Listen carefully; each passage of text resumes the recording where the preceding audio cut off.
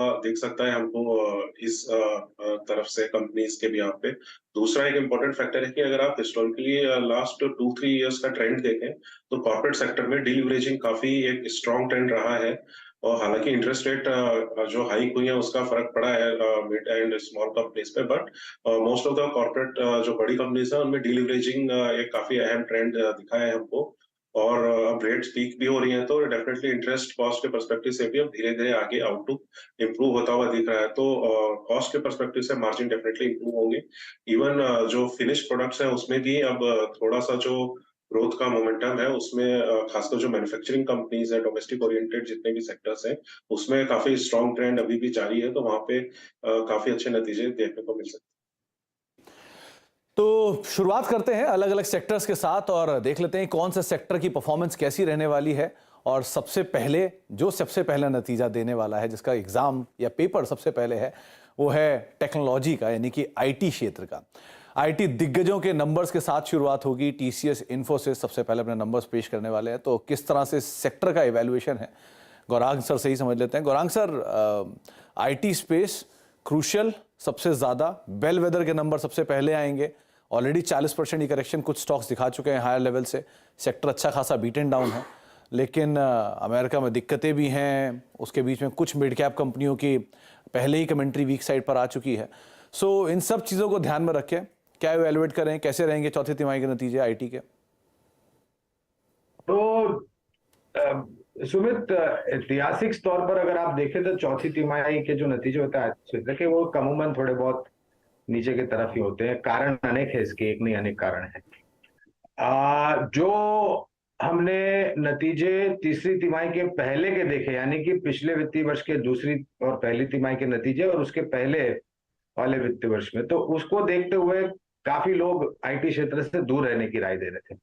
लेकिन बाजी पलटी तीसरी तिमाही के नतीजों के बाद, आंकड़ों के बाद, और जिस तरीके से लगभग प्रत्येक आईटी क्षेत्र की कंपनी के मैनेजमेंट में जो कारोबार को लेकर के टिप्पणियां करी वगैरह, तो जो बिकवाली की रही थी आईटी क्षेत्र पर, वो बदल करके खरीदारी की हो गई।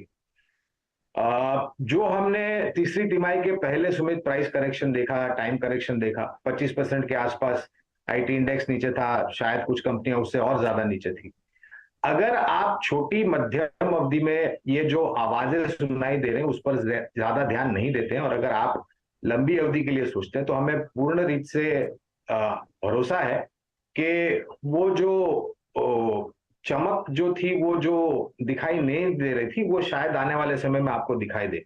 अमेरिका में जो हो रहा है उसको लेकर के काफी समय हो गया है। अगर नकारात्मक परिस्थिति होनी थी तो काफी लंबे समय पहले हो जाती, लेकिन ऐसा कुछ तीसरी तिमाही के आंकड़ों में दिखाई नहीं दिया। और हमने ये भी देखा है सुमित कि आईटी क्षेत्र की कंपनियां जब भी गाइडेंस देती हैं तो वो बहुत ही कंजर्वेटिव होते हैं। और मुझे लग रहा है कि जिस तरीके से हमारा आकलन है आईटी क्षेत्र को लेकर के, और इनकी जिस तरीके से प्रोडक्ट्स, प्लेटफॉर्म, सर्विसेज की जरूरत पड़ेगी, मेरे ख्याल से आपको आईटी क्षेत्र को नजरअंदाज नहीं करना चाहिए।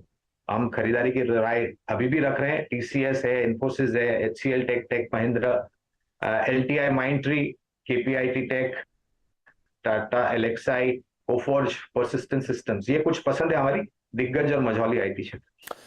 तो मिड कैप आईटी, दिग्गज आईटी कंपनियों में कहां पर आप नजर रख सकते हैं, किन किन को आप तवज्जो दे सकते हैं, इस पर बातचीत की गौरांग सर ने। लेकिन ये शुरुआत है, पहला नतीजा इन्हीं से आएगा, तो यहाँ पर ही टोन सेट होगी, किस तरह से नंबर्स आते हुए दिखाई पड़ेंगे।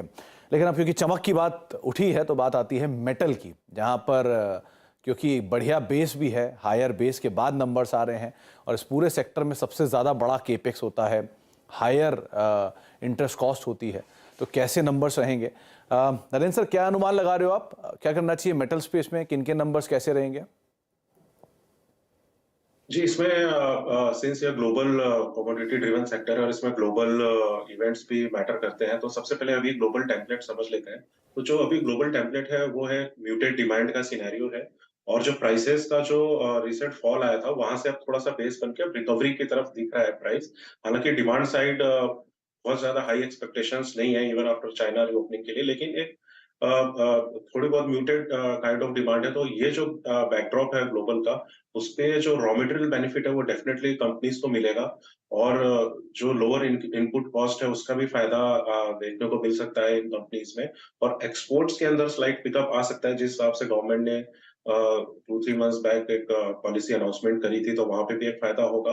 और एक्सपोर्ट की बात है तो यहाँ पे जो डिफरेंस है अपना हमारा और चाइना में, उसमें गैप भी काफी ज्यादा नहीं रह गया है, अभी 4-5% के अराउंड का डिफरेंस रह गया है। और इसमें खास बात यह है कि जो स्पेशलाइज्ड स्टील कंपनीज इस सेगमेंट में है, उसमें ज्यादा अच्छा बेहतर परफॉर्मेंस दिखेगा।